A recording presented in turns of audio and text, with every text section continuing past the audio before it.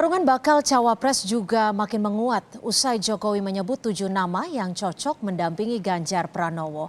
Untuk mengulasnya sudah bergabung di Kompas Petang Direktur Eksekutif Carta Politika Indonesia Yunarto Wijaya dan juga Wakil Sekjen PDI Perjuangan Arief Wibowo. Selamat petang Pak Arief dan Mas Toto, terima kasih untuk waktunya di Kompas Petang. Selamat petang, maaf lahir batin Mas Arief, Mas Cynthia, Ya. dan pemirsa Kompas. Maaf lahir batin, minal aidin wal faizin. Saya akan ke Pak Arief terlebih dahulu. Sudah lebaran, apa sudah ada penjajakan lanjutan untuk menentukan siapa pendamping dari Ganjar Pranowo? Pak Arief? Ya, secara kepartean PDI Perjuangan tentu terus melakukan komunikasi ya dengan seluruh partai, ya terutama yang menjadi partai-partai yang bekerja sama mendukung pemerintah Jokowi Dodo. Nah, tentu saja kalau ditanya apakah sudah ada keputusan, maka kami sampaikan belum, karena keputusan itu lagi-lagi adalah di tangan Ketua Umum. Karena ADRT partai menyatakan capres dan cawapres, menteri dan wakil menteri itu prerogatif Ketua Umum. Jadi itu ada di tangan Bu Mega. Nah, tentu Bu Mega akan tetap memperhatikan, mempertimbangkan seluruh dinamika yang terjadi, sejauh mana aspirasi yang berkembang di masyarakat, para tokoh-tokoh partai, dan tentu saja menurut hemat saya harus berkesesuaian dengan capresnya. Oke, kalau 7 nama yang sempat disebut oleh Presiden Jokowi sempat ditimbang-timbang tidak oleh Bu Mega? Saya kira otomatis itu disampaikan kepada Ketua Umum ya, tapi nanti Ketua Umum yang akan memutuskan. Dan sebagai calon wakil presiden tentu tidak boleh bertentangan dengan calon presidennya, ya visinya mesti sama dan itu juga selaras dengan visi partai kami, ya. Kemudian tentu sebagaimana biasa dan ini normatif sifatnya harus memberikan daya dukung politik yang cukup kepada calon presiden dan partai yang nanti bekerja sama untuk memenangkan calon presiden dan calon wakil presiden. Saya kira itu yang menjadi kriterium umum yang harus bisa dipenuhi oleh calon wakil presiden dari Mas Ganjar sebagai calon presiden yang diusung, sudah ditetapkan dan diumumkan secara langsung oleh dan dihadiri oleh Presiden Joko Widodo. Ya, saya akan ke Mas Toto. Mas Toto, kalau menurut Anda kan sebagai pendamping dari Ganjar Pranowo ini nama yang kuat kira-kira siapa? Yang pasti tidak berasal dari Nasdem, PKS, dan Demokrat kalau nggak salah gitu ya Mas Arief ya. Iya, nama-nama yang kemarin disebutkan Pak Jokowi sebetulnya kan tidak jauh dari apa yang sudah terbaca di survei begitu ya. Artinya memang itu sudah mencerminkan mana nama-nama yang cukup kuat ditambah tanda kutip yang memang dianggap berkesesuaian tadi bagian dari koalisi pemerintah.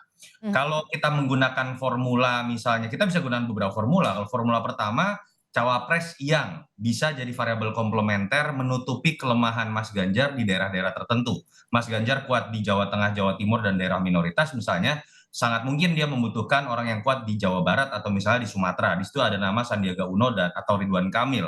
Tapi juga bisa kalau formulanya adalah untuk menguatkan soliditas pemilih Jokowi, di situ bisa ada Erick Thohir, lalu kemudian yang lagi hype baru ini Pak Mahfud misalnya. Dan overall kalau misalnya kita bicara siapa cawapres terkuat kalau bicara di simulasi survei, sebetulnya nama Pak Prabowo. Tetapi kita tahu kan agak sulit saat ini mempertemukan ego kedua partai ini yang masih berbicara fokus pada kadernya menjadi capres dan bukan cawapres. Oke, kalau kita lihat ini kan seperti seakan bertepatan nama Sandiaga Uno mundur dari Gerindra dan masuk ke P3. Apakah nama Sandiaga Uno ini juga memiliki kans yang kuat untuk dipasangkan dengan Ganjar Pranowo? Dua alasan ya kalau untuk Sandiaga Uno. Yang pertama kalau kita tanyakan dengan pertanyaan umum, siapa calon wakil presiden yang akan Anda pilih apabila pemilu diadakan hari ini? Memang Sandi dengan Ridwan Kamil ini bersaing selalu di nomor 1 dan nomor 2. Baru nomor 3-nya itu biasanya ada Erick Thohir. Dan ini disebabkan karena memang dia sudah punya investasi nih, image brand sebagai cawapres itu kan pernah ada di Sandiaga Uno di tahun 2019. Variabel kedua memang yang menarik kalau dikaitkan dengan atau dipasangkan dengan Ganjar Pranowo karena memang Sandi ini kuat di daerah-daerah yang Mas Ganjar tidak terlalu kuat. Hmm. Karena Sandi punya investasi elektoral 2019 itu kan bertentangan dengan Pak Jokowi. Mas Sandi itu lumayan kuat di daerah Sulawesi dan beberapa daerah di Sumatera dan di kalangan pemilih yang cenderung tanda kutip hijau begitu ya. Jadi Ya. memang itu bisa menjadi variabel komplementer. Tapi balik lagi harus diuji lebih jauh apakah ada kesesuaian chemistry dengan Mas Ganjarnya. Yang kedua, ya tentu saja kalau betul masuk ke P3, apakah ada kesesuaian kesepakatan antara para pimpinan parpol yang bergabung. Walaupun terkaan saya, P3 ini akan menjadi salah satu partai, bahkan mungkin partai pertama yang akan menyatakan diri bergabung dengan koalisi PDI Perjuangan kalau kita melihat historis yang sangat dekat P3 dengan PDI Perjuangan. Ya, lagi-lagi balik lagi kita harus ada kesepakatan parpol seperti itu. Tapi sebelum kita lanjutkan dialog, ini ada dalam perkembangan terbaru, Sekjen PDI Perjuangan Hasto Kristianto mengaku PDIP tengah melakukan komunikasi dengan partai lain. Hasto menyatakan dalam waktu dekat akan ada partai politik lain yang mendukung pencalonan Ganjar Pranowo sebagai bakal calon presiden. Itu akan bergerak setelah Ibu Megawati Soekarno Putri mengumumkan calon presiden, maka berbagai kontak dengan partai politik lain itu juga dilakukan. Hanya kami mohon maaf, kami tidak bisa sebutkan. Nanti kita tunggu saja bahwa dalam minggu-minggu ini kemudian akan muncul deklarasi dari partai politik lain yang mendukung calon presiden dari PDI Perjuangan Bapak Ganjar Pranowo. Sementara terkait dengan calon-calon wakil presiden, sebagaimana juga telah disampaikan oleh Bapak Presiden Jokowi setelah beliau mengadakan sholat id bersama dengan Bapak Ganjar Pranowo, itu semua menjadi pencermatan secara dinamis. Baik, saya langsung ke Pak Arief. Pak Arief, apakah yang dimaksud oleh Pak Hasto ini P3? Ya nanti tunggu diumumkan aja, Pak. Ada kemungkinan ke sana mungkin Pak, karena kalau dilihat dari urutannya sepertinya sangat mendekati gitu. Setelah Ganjar dicantumkan namanya oleh PDI Perjuangan, lalu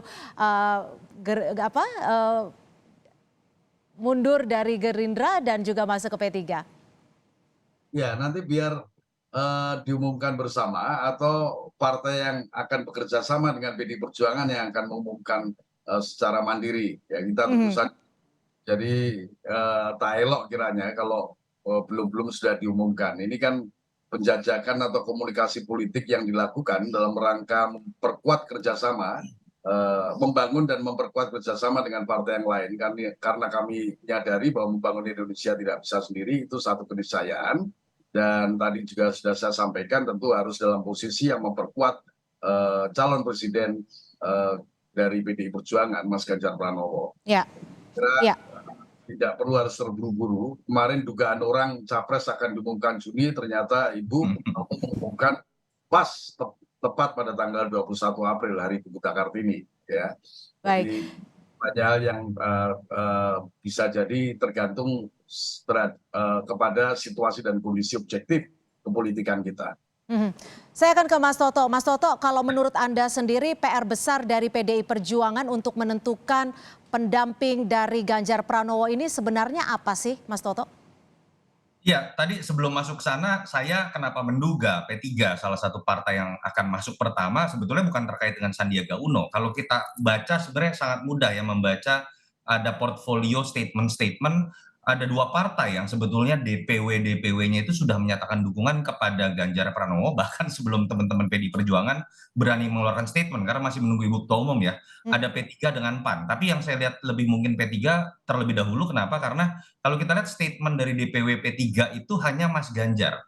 Sementara kalau untuk PAN ini ada yang hanya Mas Ganjar, ada yang pasangan Ganjar Erik. Nah itu menurut saya juga akan ada bahasan yang lebih mendalam. Masuk ke pertanyaan terkait dengan apa sih yang harus disiapkan. Pertama tentu saja hitung-hitungan elektoral kalau kita bicara perebutan kekuasaan ya. Dan biasanya ketika pemilu incumbent-nya nggak bisa ikut kembali seperti 2014, 2024, pertarungan akan lebih ketat.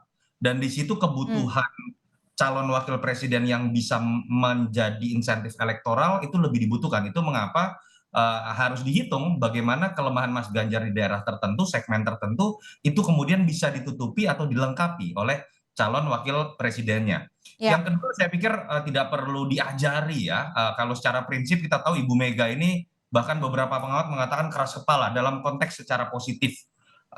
Saya meyakini misalnya PDI Perjuangan tidak akan mungkin wakilnya dari PKS misalnya, atau misalnya dari Demokrat misalnya, karena alasan sejarah dan perbedaan prinsip.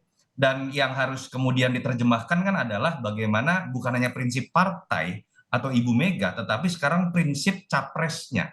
Oke. Bagaimana menerjemahkan calon wakil presiden yang betul-betul ketika itu digabungkan jadi kekuatan besar ketika berbicara mengenai Indonesia ke depan. Oke, Karena kalau menurut Anda sendiri, dua nama lain, RK dan Erick Thohir, ada peluangnya tidak? ya kita bicara terbuka ya, untuk RK ini kan sekarang bergantung pada Golkar. Ruang geraknya sebetulnya lebih luas ketika Ridwan Kamil bukan kader partai. Karena ketika dia kader partai dan kita tahu keputusan Munas Golkar masih berbicara Erlangga sebagai capres, dibutuhkan Munas lanjutan untuk kemudian mencabut. Kalau ingin mencalonkan kader yang lain, itu ada SOP yang menurut saya tidak mudah dilakukan. Apalagi beberapa perkembangan terakhir kayaknya cukup intens ya, Pak Erlangga dengan Pak Prabowo begitu. Yang kedua kalau terkait dengan Erick Thohir sebetulnya hubungannya sangat baik. Pak Jokowi juga kemarin menyebutkan nama Erick Thohir, simbol dari pemilih Jokowi juga gitu, dulu ketua tim ses. Tapi saya tidak tahu apakah kemudian kemarin perbedaan pendapat terkait dengan U20 misalnya itu bisa menjadi penghambat atau tidak. Balik lagi itu masalah komunikasi, tapi harus diakui kondisi aktualnya setelah kejadian itu, setahu saya, spekulasi saya, hubungan Erick Thohir dengan PDI Perjuangan tidak semulus dulu. Itu yang mungkin bisa menjadi hambatan. Oke, saya sebelum ke Pak Arief, saya akan menampilkan pernyataan dari Sekjen Partai Gerindra, Ahmad Muzani, yang memastikan Ketua Umum Partai Gerindra, Prabowo Subianto, direncanakan bertemu dengan Ketua Umum PDI Perjuangan Megawati Soekarno Putri. Selain bentuk jalinan silaturahmi, pertemuan ini juga akan membahas arah politik jelang pemilu 2024. Mepet sama PDIP, Pak, Gerindra? Kami tidak ingin berlomba akhir-akhiran sama partai manapun, tapi kami harus mengambil waktu dan momentum yang tepat untuk bersama-sama memutuskan calon wakil presidennya Pak Prabowo. Kami bisa kerjasama dengan semua partai politik. Kami nggak punya handicap bekerja sama dengan partai politik manapun, karena kami merasa bahwa setiap partai politik adalah perjuangannya dimaksudkan untuk bangsa dan negara. Tidak ada handicap. Iya, lagi dijadwalkan.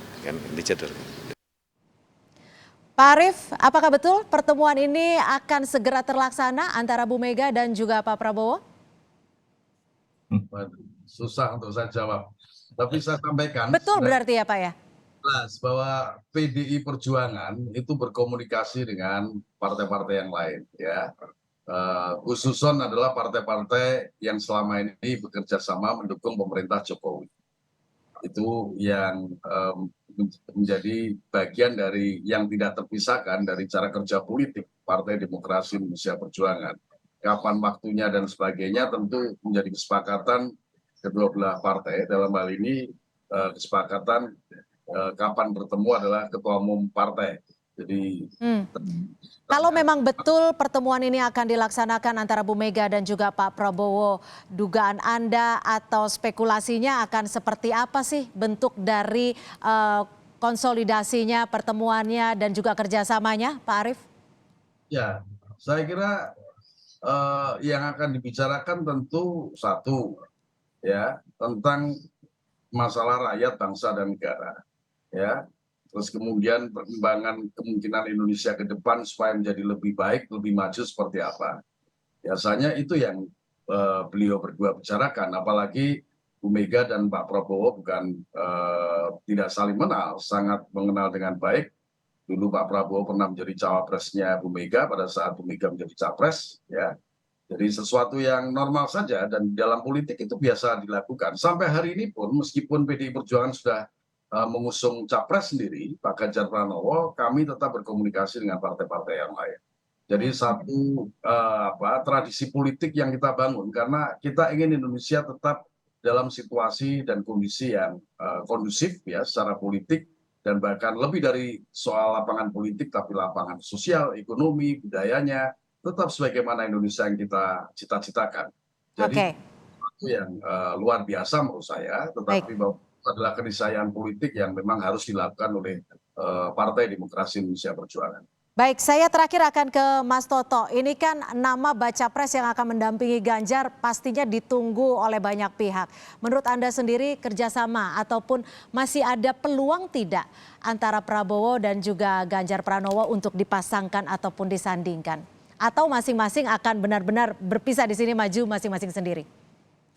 Ego ini kan muncul ketika keduanya merasa cukup punya elektabilitas memenangkan pertarungan menjadi RI 1. Jadi kalau dulu survei-survei mengatakan Ganjar jauh di atas Prabowo, pertanyaannya saat itu tinggal apakah Pak Prabowo mau mengalah menjadi nomor 2. Alasan saat itu kan Pak Prabowo lebih tua. Nah memang harus diakui pasca U20 kecenderungannya ini kan neck to neck ya, salib menyalip antara survei Ganjar dengan Pak Prabowo. Kita tidak tahu, mungkin nanti ada kenaikan dari Ganjar pasca deklarasi, tapi kalau kondisinya sampai 5 bulan ke depan menjelang pendaftaran KPU akan tetap berimbang elektabilitasnya, saya menduga kedua orang ini akan ada dalam poros terpisah. Tetapi kalau salah satu di antaranya bisa menaikkan elektabilitasnya, bukan tidak mungkin pihak yang lain yang elektabilitasnya lebih rendah akan cenderung bersikap realistis menjadi nomor 2. Walaupun menurut saya Ibu Mega sulit untuk kemudian menempatkan posisi kadernya menjadi nomor 2. Kenapa? Karena PDI Perjuangan memang punya positioning nomor Yang 1 cukup kuat. secara elektoral dari hasil pemilu 2019 dibandingkan dengan Gerindra. Baik, terima kasih atas perspektifnya Mas Toto Yunarto Wijaya dari Direktur Eksekutif Carta Politika Indonesia dan juga Pak Arief Wibowo, Terima kasih. Wakil Sekjen PDI Ya. Perjuangan Mas sudah Arief. bergabung bersama kami. Kita akan nantikan seperti apa penjajakan dari PDI Perjuangan untuk mencari siapa bakal calon wakil presidennya.